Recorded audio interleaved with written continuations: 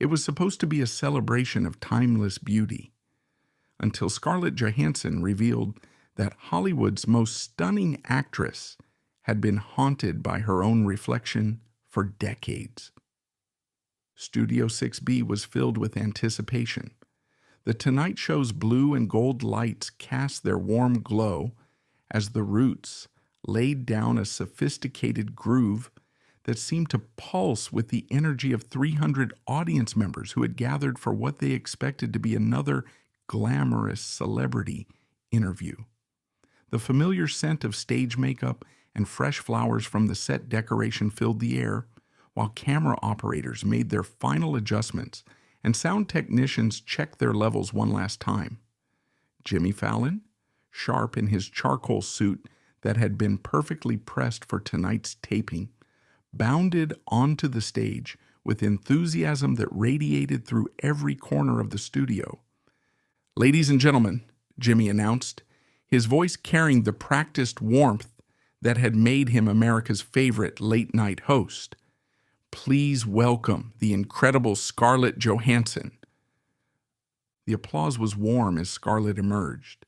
At 39, she moved with characteristic poise, yet something guarded about her presence. Her navy dress was perfectly tailored, that famous face composed but carrying complexity beneath. She waved with gracious charm. "Hi, Jimmy. Thank you for having me." "Scarlett," Jimmy exclaimed, "you look stunning.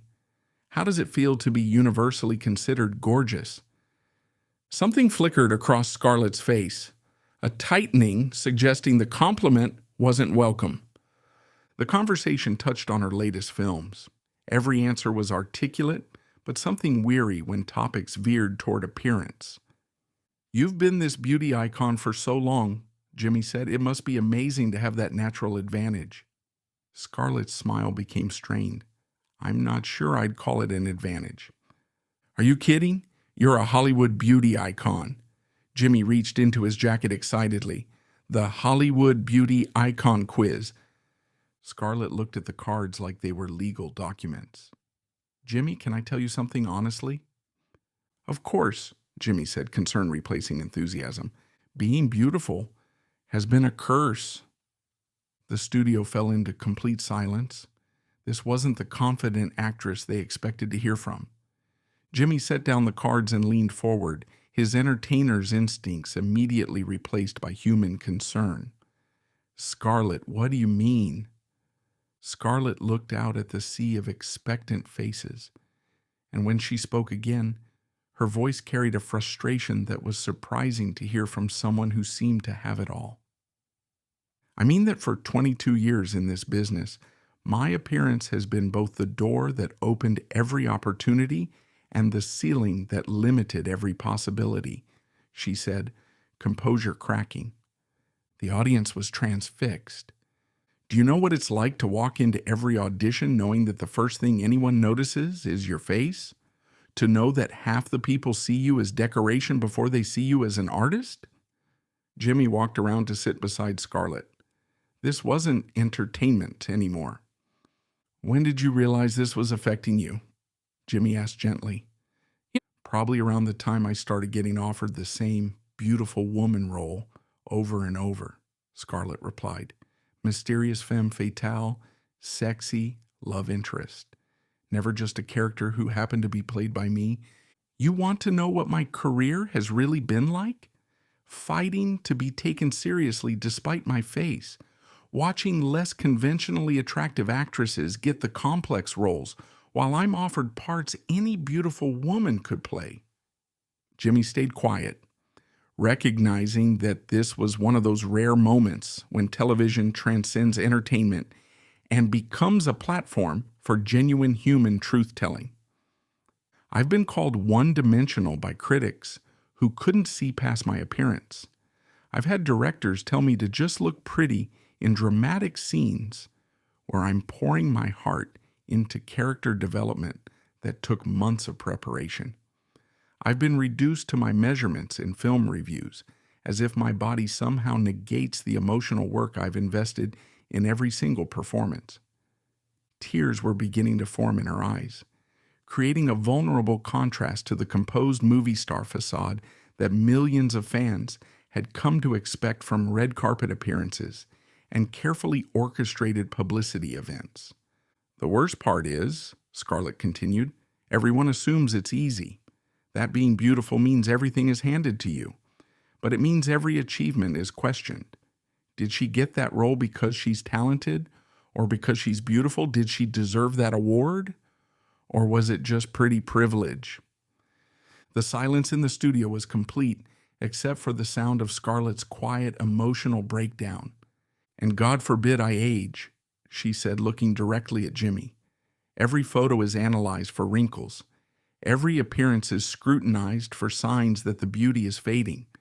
Because once it's gone, what am I left with? Will anyone care about my talent when my face isn't magazine-worthy anymore? Scarlett, Jimmy said with profound gentleness, you're one of the most talented actresses of your generation. Your beauty doesn't diminish that. It's just one aspect of who you are. But it's the aspect everyone focuses on, Scarlett protested. When I die, my obituary will lead with beautiful actress before talented performer. My appearance will be my legacy, not my work. When they returned from commercial break, they had a completely different conversation. Scarlett talked about the pressure of beauty standards in Hollywood, about fighting to be seen as more than just a pretty face, about the complex relationship between physical appearance and artistic credibility. The thing about beauty, Scarlett said as the interview wound down, is that it's supposed to be a gift, but in an industry that commodifies everything, it becomes a brand. And once you're branded as the beautiful one, it's almost impossible to be anything else. Jimmy nodded thoughtfully. But maybe the most beautiful thing about you is your refusal to be limited by other people's perceptions. Maybe, Scarlett said, and for the first time in the entire interview, her smile looked completely genuine. Not the practiced Hollywood smile, but something real and unguarded. Maybe I'm finally old enough to not care what people think my beauty means about my worth. The applause that followed was unlike anything The Tonight Show had ever heard. It wasn't appreciation for physical beauty. It was recognition of intellectual courage, of someone brave enough to challenge the very system that had made her famous. The episode aired unedited. The response was immediate. Actresses worldwide began speaking about beauty-based typecasting. Film critics examined their biases in reviewing attractive performers. And Scarlett Johansson, for the first time in her career, felt permission to be valued for more than her appearance. Social media exploded with support from fellow performers who had experienced similar struggles, but never felt safe enough to speak publicly about the double-edged sword of conventional attractiveness in an industry that commodifies every aspect of human appearance. Casting directors began reassessing their unconscious biases, and several major studios implemented new protocols for audition processes to focus more heavily on talent demonstrations rather than headshot evaluations.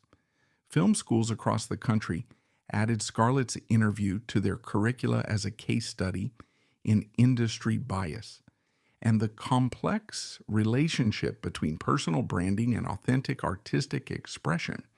But perhaps the most meaningful response came from a young actress who wrote, "Scarlett, I've been told I'm too pretty for serious roles and not pretty enough for leading parts. After watching your show, I realize beauty isn't the problem. It's people who can't see past it. Thank you for showing me that the most beautiful thing an actress can be is authentically complex." It wasn't just late-night television.